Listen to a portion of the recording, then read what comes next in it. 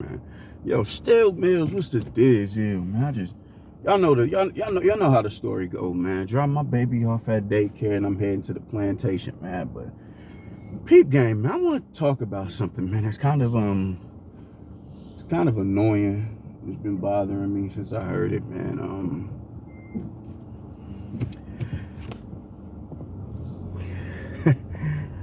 I don't get whenever it is where we come up short on something, it's always an excuse attached to it. It's always an excuse attached to it. Now, granted, like, we always, whatever sport that we're present in, we're gonna be dominant in. It just is what it is, man. That is what it is. But that doesn't mean we not vulnerable to taking L's, bro. Like, why is it that Sebastian had to be on some other shit for him to do Erickson Lubin like that, man? The dude was taking like 60 power punches around. You know what I'm saying? Now, granted, I get it is a head scratcher that the VADA testing thing, they didn't have to do VADA testing, but that was a two-way street. It went both ways, man. The same stipulations that Sebastian Fundora signed off to, Erickson Lubin signed off to him. So why is it highlighted when he signs off to him? Because he won the fight? I'm not mad at the being suspicious and everything. I'm honestly not. But I didn't hear all of these.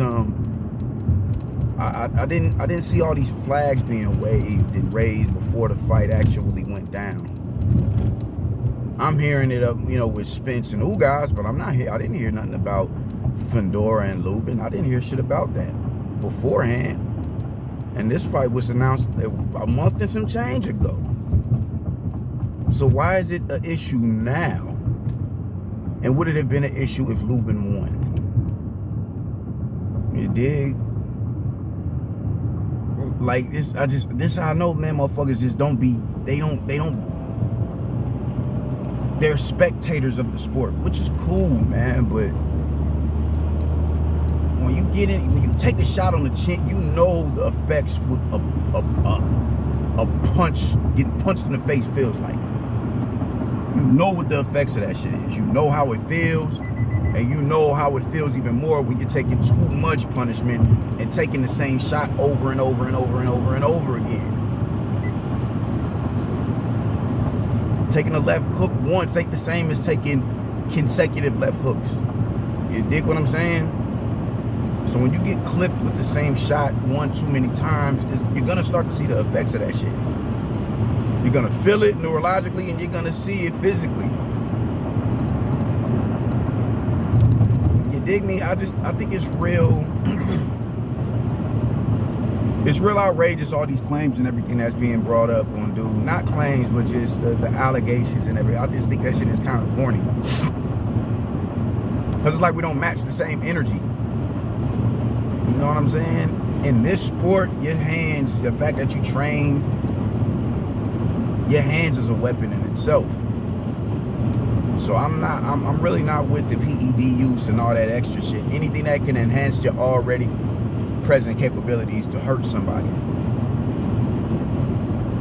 But I for one, I know for a fact that it's not going to be a two-way. It wouldn't have been a two-way street if Lubin would have won. He would have got all the congratulations for being 5'8", 5'9.5", dropping Fundora for the first time in his career and getting the victory. It wouldn't have been the same thing. It wouldn't have been the same thing. And that's another thing. We forget that this dude is 6'5". He's taller than heavyweights. He's one of the tallest men competing. And his body frame allows him to suck down all the way to 154 pounds to compete. Like, bro. And it's not even weight bullying because he can drop down that low. I don't know, man. He's the KD of goddamn of boxing. He probably can't even bench the bar. You know what I'm saying? So I can't even say that this is weight bullying. He's a tall dude. But his anatomy allows him to suck all the way down to 154 pounds. I don't know, man, but I just feel like, you know, it's just real. I think it's unfair. You know, like I was listening to the barbershop conversation, and he said, yo, man, the dude that he's working with has a sketchy past. How come I'm not hearing none of this shit before the fight? Why am I not hearing none of this shit?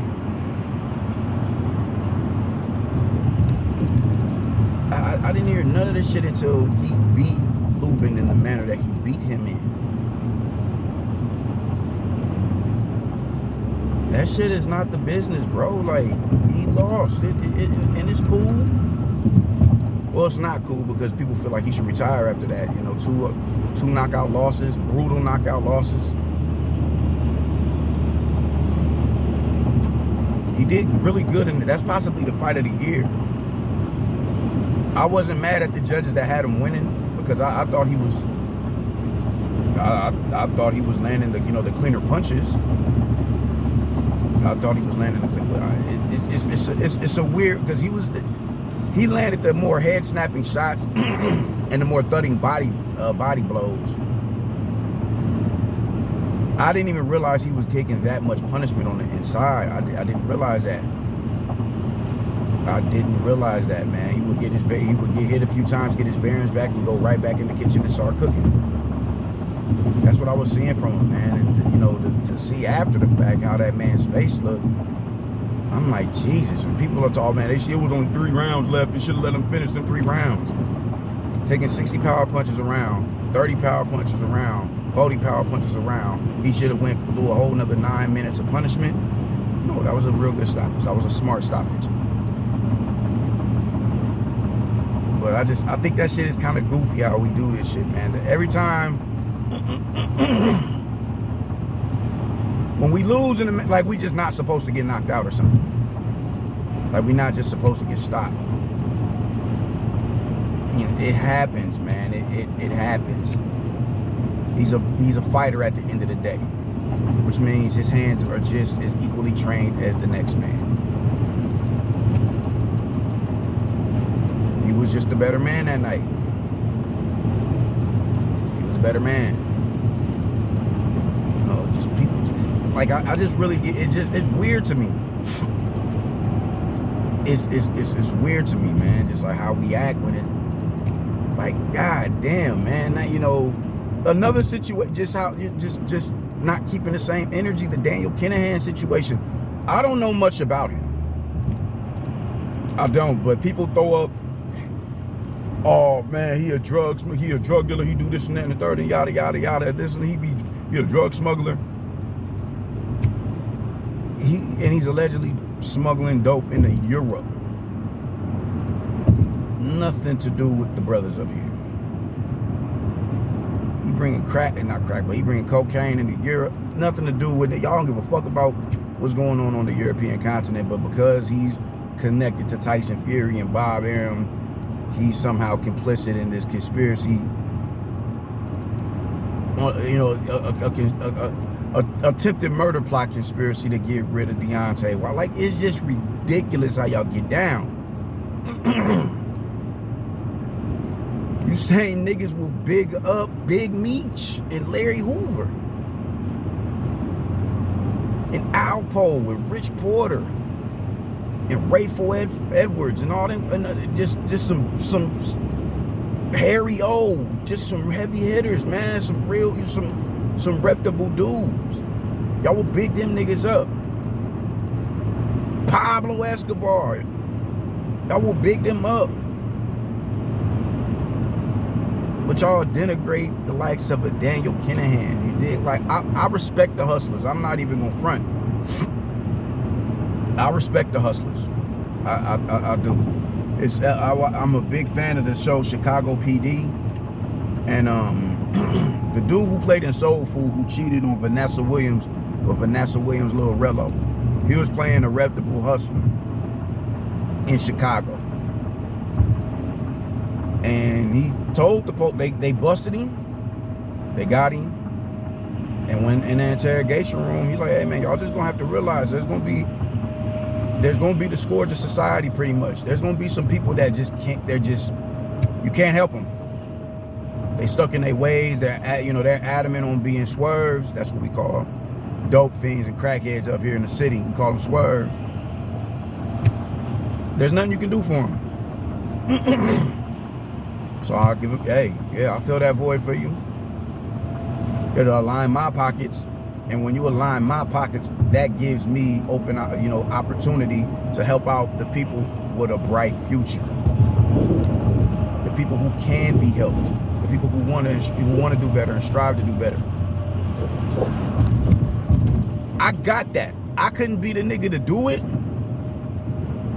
I couldn't be the nigga to exploit your pain. One of my homeboys, rest in peace to beloved brother, the beloved mother. One of my people from my block, their mother just passed last year on some shit that had to do with that. I couldn't be the one that's gonna feed you that product. I couldn't be the one to do it, but I get it. I get it. I honestly do. I understand it. I understand it. So while I couldn't do it, I understand it. And that's just how the story goes, man. So just anytime y'all get a opportunity to slander some motherfuckers, y'all jump on it, man. And it's like, where's the same energy? Cause y'all would kick it with King Tut. You know what I'm saying? Y'all would be in the presence of a King Tut if y'all could. And why wouldn't you? This man has had experience in life, not on the bad side, but just on the, he's seen shit that you more than likely haven't seen.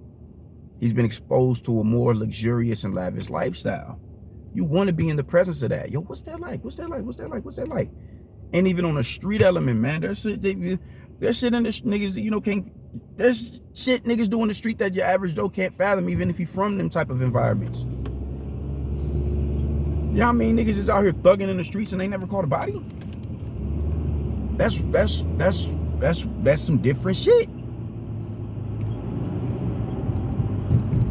I've had homies tell me about body store. It's some other shit, bro. Like, it's some other shit. So it just, I don't like the fact that, we'll highlight everybody else's flaws, but we won't highlight ours. The same shit that we gonna clap and denigrate them for, we're gonna praise us for doing. I don't like that. That shit is corny to me. I don't know no motherfucking Daniel Kinahan. I don't know shit about him outside of what I'm hearing.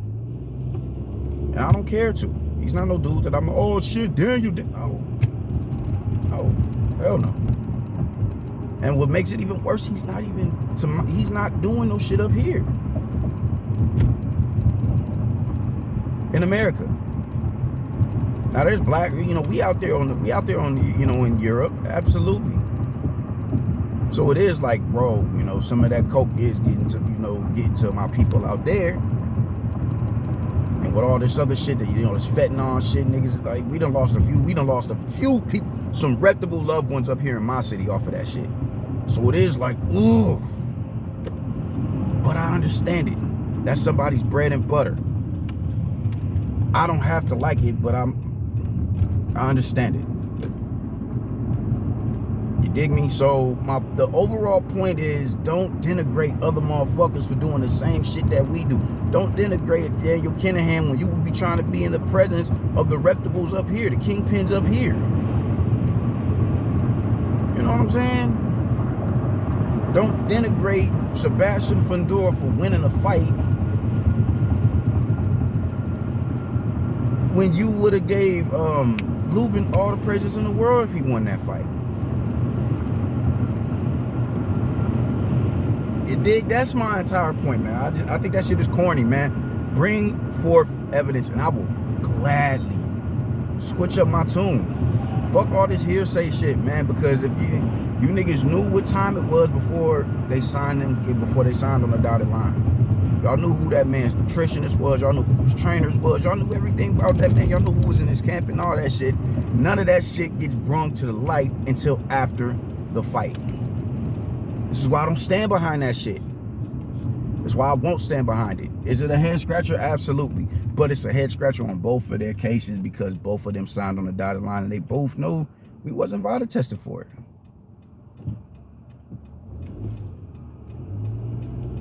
You dig? I can understand why somebody would say, yo, man, he's interviewing with his gloves on. I get that. I'm not saying that it's not a head scratcher. I'm not saying that. I'm not saying that, man, but I don't like to jump into conclusions. The minute we lose, y'all start pulling shit. Now, granted, given our history, you have to do that. It may, it's plausible for a motherfucker to do that. Like, man, I don't know, bro. Like, nigga, you got me fucked up. But it's also like, you just look at the man in front of him. He's towering over him. You dig? That's all I'm saying, man. Just bring forth tangible evidence, man, and we get this shit out. If Sebastian is guilty, by all means, let's go and get at him. And I'm not saying that it's above him. I'm not saying that at all. God damn it, there go Jeff.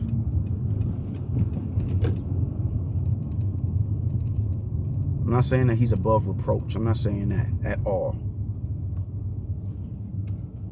But all I'm saying is just let's get some evidence compiled and let's go and get him. Hearsay and conjecture is just not something that I'm about. And we've gotten so lazy with our thinking that that's he had to have done it because there's this nigga creeping on me. He sure is. Yeah, man. That's what it is, man. I ain't got shit else to say about this shit, man. I'm going to work and knock this day out, man. Deuces.